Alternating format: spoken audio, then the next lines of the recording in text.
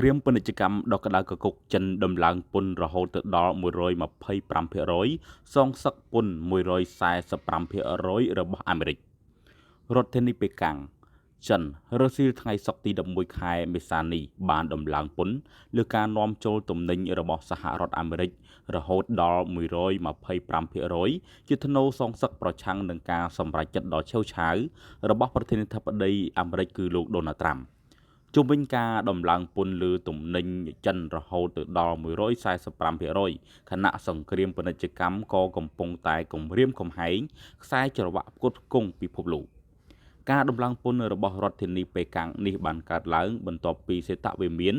បានច្របាច់កនិងដាក់សម្ពាធលើបិតាសេដ្ឋកិច្ចលេខ2របស់ពិភពលោកខណៈចិនក៏ជាប្រទេសនាំចូលធំបំផុតទី2របស់សហរដ្ឋអាមេរិក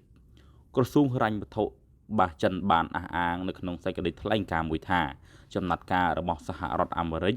លើការយកពន្ធខ្ពស់មិនធម្មតាលើប្រទេសចិន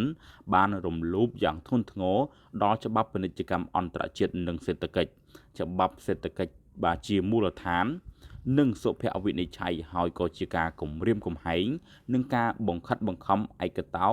ភាគីផងដែរបាទបងប្អូនទាំងអស់គ្នាចឹងបានន័យថា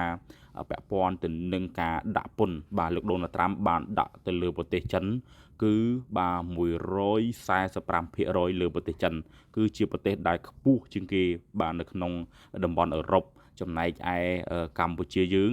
បាទគឺកំពុងតែស្ថិតនៅក្នុងការចរចាក៏ប៉ុន្តែនៅក្នុងនោះគឺប្រធានាធិបតីរបស់ចិនលោក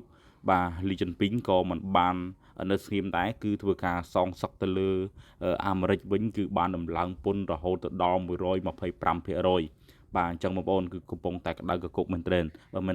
នេះគឺជាសង្គ្រាមពាណិជ្ជកម្មមួយរបស់ប្រទេសមហាអំណាចទាំងពីរអញ្ចឹងបន្ទាប់ពីអាមេរិកមកគឺមានតែចិនហ្នឹងហើយបងប្អូនដែលជាប្រទេសសេដ្ឋកិច្ចបាទទី2លើពិភពលោកចុះបងប្អូនចង់បានព័ត៌មានថ្មីៗនៅក្នុងដៃសូមកុំភ្លេចចុចពាក្យថាជាវឬក៏ Subscribe ដើម្បីទទួលបានព័ត៌មានថ្មីៗជាបន្តបាទសូមអរគុណសូមជម្រាបលា